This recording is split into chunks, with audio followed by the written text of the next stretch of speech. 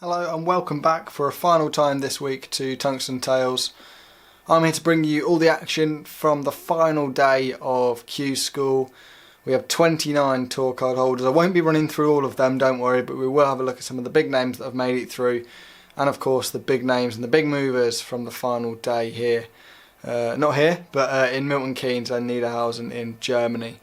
We'll start off with the big story. I'm sure you know what's coming up here, but we're going to have to start with Raymond van Barneveld. Raymond van Barneveld, after a year away, a year of not playing much darts, getting back into it late last year, he's back on the tour. Five-time world champion, produced some good darts today.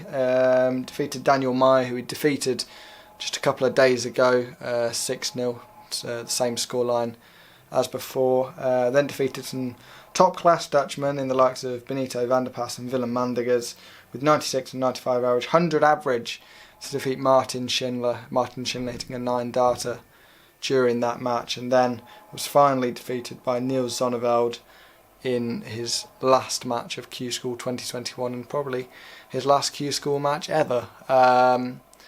But Raymond van Barneveld has been one of the standout names this year, you have to say, in Q School, not just because of the hype and the pedigree he brings, but because of the way he's performed. Plenty of 10 plus averages, I believe. I'm sure this will be confirmed somewhere, but he is the top 180 hitter from the 2021 Q School event. That's over the Euro and the UK legs of the event. And it's really nice to see him back, you've got to say. He looks happy, he looks in good shape. And with the darts he's performed over the last 10 days, he's got a real chance of putting some performances in on the Pro Tour and maybe getting into a major tournament. I'm not saying he's going to go and win things, but let's see where we are after that first week of Pro Tour events around 10 days from now, around probably a week from now actually, where we get to see Barney on the Pro Tour on a stream for the first time in over a year.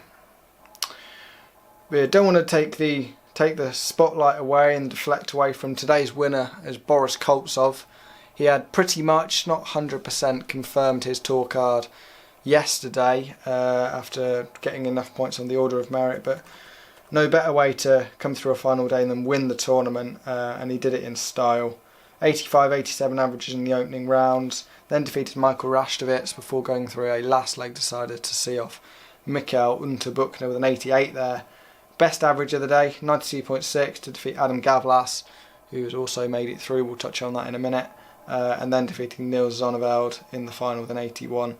Obviously some nerves or maybe some fatigue in those final games. It's been a long old week for the players, and it has for me as well, I can tell you. We'll look at who else we've got has reached the latter stages. I mentioned Adam Gavlas. Robert Marjanovic had a good day, which was very crucial. Both the Rodriguez brothers, they had good days, Rusty and Roby, but unfortunately they are two of the bigger names to miss out on tour cards this year. Just coming up very short. I mean one more point and they would have been right in there, but unfortunately neither of them able to get over the line on this occasion. You'll spot the 106 average from Roby John against Kenny Nayans in the last 16. Head over to the order of merit. Martin Schindler tops it ahead of Niels Zonneveld and Raymond van Barneveld. Schindler is at the world record average. He's at a 9-darter. I think he's proved that he's probably in the best form of his career. Zoran Lerchbacher returns after 1 year away. A tour card for 19-year-old Adam Gavlas. BDO stalwart Mikkel Unterbuchner joins the tour, as does John Michael and Robert Marjanovic, just ahead of Rusty Jake Rodriguez and Luke Peters on leg difference. Some of the big names to miss out, the likes of, Mikkel Rastovitz has done stuff before in the BDO in particular. The likes of Richard Vainstra had a good start to the second stage but couldn't get over the line. The same with Mario van den Boogaard. The likes of Justicia has been on the tour before. Christine Kist missing out. Benito van der Pas. The list goes on. And all the stats are available as ever at dartsrankings.com. So now we'll take you over to the UK side of things. The final is currently being played, but we do know our full lineup, so It's all good. And we've got Scott Mitchell and Danny Baggish in the final. Danny Baggish needed just one leg from the final to confirm himself as a tour card holder.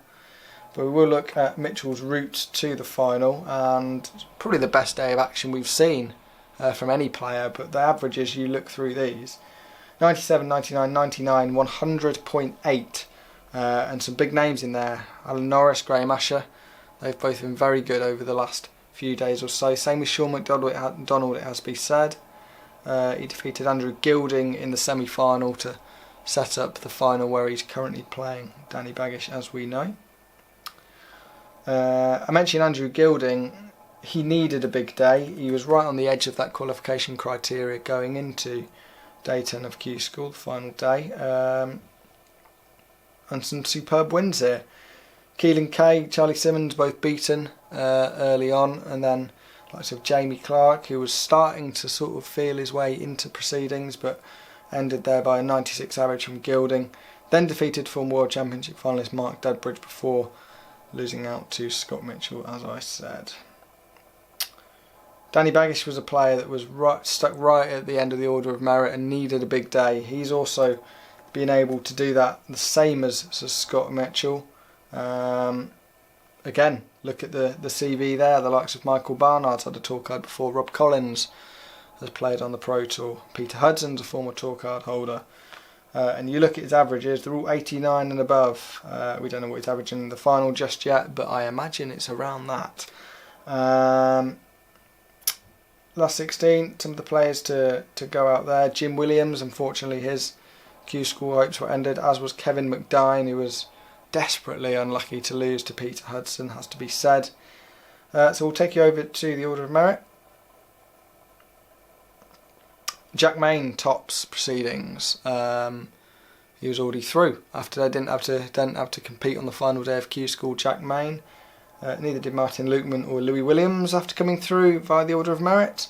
Andrew Gilding up to second after picking up plenty of points today. Eddie Lovely, another player that's competed on the Pro Tour before.